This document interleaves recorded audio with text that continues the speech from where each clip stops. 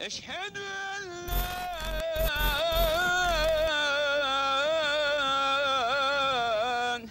إله إلا الله.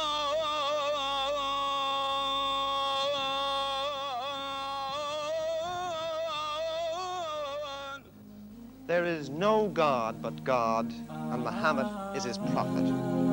5 times a day from mosques and minarets all over the Muslim world, that call goes out from Amwazin, calling the faithful to prayer. And a good Muslim will answer these calls because it's an essential part of his religion, a demanding religion which is spread from the Middle East to Europe, to Africa, to Asia, even to America.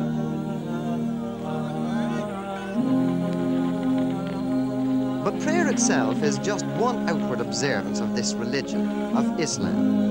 There are others, many others, because Islam doesn't just mold men's minds, it dictates their way of life. It tells them not just when and how to pray, but how to decorate their houses, how to treat their wives, what to say when they sneeze, how they must butcher their sheep, how much of their property their sons will inherit, how to trim their beards and seal their letters, where to carry their handkerchiefs, and the colour of their shrouds. But here in Turkey, once called the Sword of Islam, here in Istanbul, with the minarets of its 500 mosques piercing the sky, here all the traditions of a great faith were trampled on by one man trying to drag his nation into the Western world of the 20th century by the seat of its baggy Turkish breeches. Mustafa Kemal was the man who changed all that.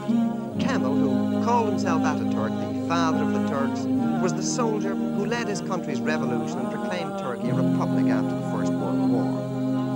Ataturk wanted no religious censor to strangle the great rush forward into the 1920s, no petrifying theologians to halt progress. Of all his revolutionary decrees, and there were many of them, his destruction of the caliphate was his most heretical action. It was like deposing the Pope or the Archbishop of Canterbury. But he did it.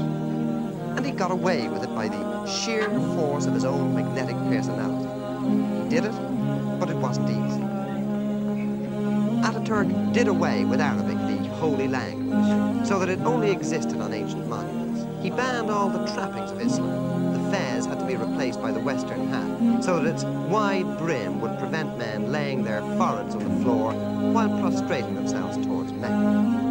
He made them wear lounge suits instead of flowing robes. He removed the veils which covered the faces of modest Muslim women. He made them have civil marriage ceremonies.